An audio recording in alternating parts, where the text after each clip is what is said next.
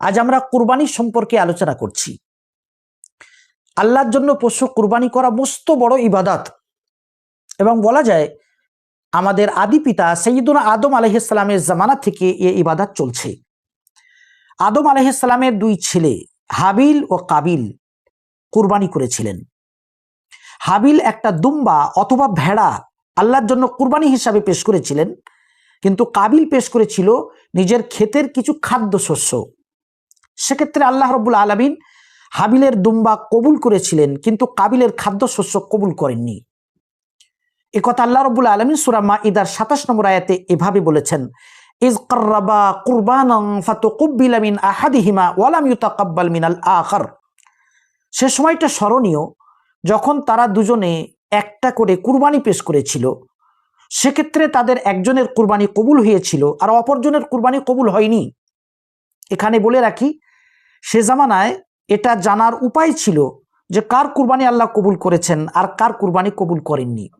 যার কুরবানি আল্লাহ রাব্বুল আলামিন কবুল করতেন, আল্লাহ তাআলা আসমান থেকে তার জন্য গায়বী আগুন পাঠিয়ে দিতেন। গায়বী আগুন এসে কুরবানি পুড়িয়ে ছাই করে চলে যেত। এ দ্বারা বোঝা যেত যে আল্লাহ রাব্বুল আলামিন এ কুরবানি কবুল করে নিয়েছেন। যথারীতি আল্লাহ রাব্বুল আলামিন হাবিলের জন্য আসমান থেকে গায়বী আগুন পাঠিয়ে দিয়েছিলেন। আগুন এসে হাবিলের দুম্বাকে পুড়িয়ে ছাই করে দিয়েছিল, কিন্তু সেই আগুন কাবিলের খাদ্যশস্যকে স্পর্শ করেনি।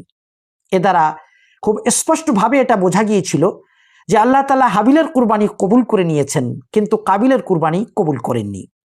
আমাদের নবী সাল্লাল্লাহু আলাইহি ওয়াসাল্লামের জামানার আগে পর্যন্ত এ নিয়ম চালু ছিল। যার কুরবানি আল্লাহ তাআলা কবুল করতেন, আল্লাহ রাব্বুল আলামিন তার জন্য আসমান থেকে গায়বী আগুন পাঠিয়ে দিতেন। আগুন এসে তার কুরবানিকে পুড়িয়ে ছাই করে চলে যেত। কিন্তু আমাদের নবী সাল্লাল্লাহু আলাইহি ওয়াসাল্লামের বরকতে আল্লাহ রাব্বুল আলামিন আমাদের উপরে রহম করেছেন, আমাদের জন্য কুরবানির পশুর গোশত খাওয়ার সুযোগ করে দিয়েছেন। আল্লাহ তাআলা সূরাতুল হজের 37 নম্বর আয়াতে বলেছেন, লান ইয়ানালাল্লাহা লুহুমুহা ওয়ালা দিমাউহা ওয়ালাকিন ইয়ানালুহুত তাকওয়া মিনকুম।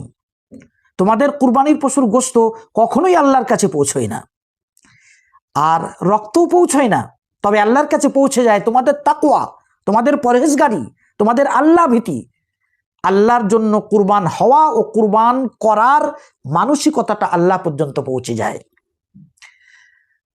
কুরবানির পশুর রক্ত শুষে নেয় জমিন, চামড়া ব্যবহার করি আমরা, গোশত খাই আমরা, এদিকে সওয়াব দেন আল্লাহ রাব্বুল আলামিন। এটা উম্মতে মুহাম্মাদিয়ার অন্যতম বৈশিষ্ট্য, ফালিল্লাহিল হামদ। এরপর প্রাসঙ্গিকভাবে বলে রাখি, উম্মতে মুহাম্মাদিয়ার এই বৈশিষ্ট্য হতভাগা ইহুদিরা মেনে নিতে পারেনি। এজন্যই রাসূলুল্লাহ সাল্লাল্লাহু আলাইহি ওয়াসাল্লামের জামানায় মদিনার ইহুদিরা তাকে বলেছিল, মুহাম্মদ আপনি যদি নবী হন তাহলে এমন কোন কুরবানি পেশ করুন আসমান থেকে আগুন এসে যে কুরবানিকে পুড়িয়ে ছাই করে দেবে। অথচ আমাদের রাসূলুল্লাহ সাল্লাল্লাহু আলাইহি ওয়াসাল্লামের জামানার জন্য আল্লাহ তাআলা এ নিয়ম চালু রাখেননি। এত সত্ত্বেও তারা ঈমান গ্রহণ না করার জন্য একটা বাহানা খুঁজেছিল। আল্লাহ রাব্বুল আলামিন এদের কথা সূরা আলে ইমরানের 183 নম্বর আয়াতে এভাবে বলেছেন, আল্লাযীনা ক্বালু ইন্নাল্লাহা আহিদা ইলাইনা আল্লা নুমিনা বিরাসূলিন হাত্তা ইয়াতিয়ানা বিকুরবানিন তাকুলুহুন নার। আল আয়া। যে ইহুদিরা বলেছে যে আল্লাহ আমাদেরকে বলে দিয়েছেন যেন আমরা কোনো রসুলের প্রতি ঈমান না আনি যতক্ষণ পর্যন্ত তিনি এমন কোনো কুরবানি পেশ না করবেন যে কুরবানিকে আসমানের আগুন খেয়ে নেবে। তারপর আয়াতের শেষে আল্লাহ রাব্বুল আলামিন বলেছেন, কুল, হে রাসূল আপনি এই ইহুদিদেরকে বলে দিন যে আমার আগে আম্বিয়া আলাইহিমুস সালাম অনেক মুজিজা এনেছেন এবং তোমরা যে মুজিজার কথা বলছো তারা সে মুজিজাও দেখিয়েছেন, এত সত্ত্বেও তোমাদের পূর্বপুরুষেরা তাদেরকে কেন হত্যা করেছে? ইন কুনতুম সাদিকিন, যদি তোমরা সত্যবাদী হও যে এই মুজিজাটা দেখালে আমরা ঈমান কবুল করব, তাহলে তোমাদের পূর্বপুরুষদের ইতিহাস এর বিপরীত কেন? যাই হোক, উম্মতে মুহাম্মাদিয়ার এই বৈশিষ্ট্যকে হতভাগা ইহুদিরা মেনে নিতে পারেনি এবং এই বাহানায় তারা ঈমান থেকে মাহরুম ছিল। দর্শক ভাই বোনেরা, কুরবানি সম্পর্কে আজ শেষ কথা বলছি। প্রত্যেক ধর্মের মধ্যে কুরবানি করার বিধান আছে, তবে অন্যান্য ধর্মের মানুষেরা কুরবানি করে গায়রুল্লাহর জন্য। তারা আল্লাহ ছাড়া অন্য কাউকে সন্তুষ্ট করার জন্য পশুর গলায় ছুরি চালায়।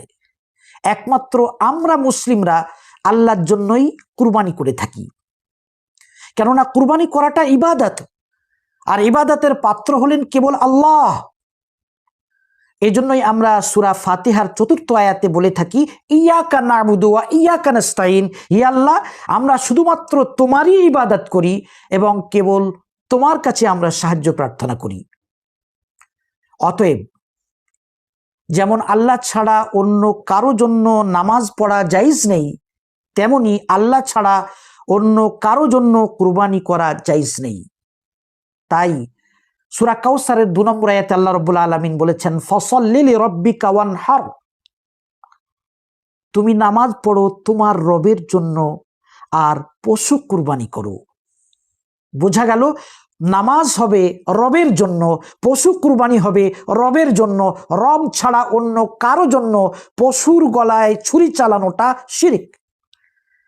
আর সূরা লোকমানের ১৩ নম্বর আয়াতে আল্লাহ রাব্বুল আলামিন লোকমান হাকিমের বাণী উদ্ধৃত করেছেন, ইন্না শিরকা লাযুলমুন আযীম, শিরক হচ্ছে সবথেকে বড় জুলুম।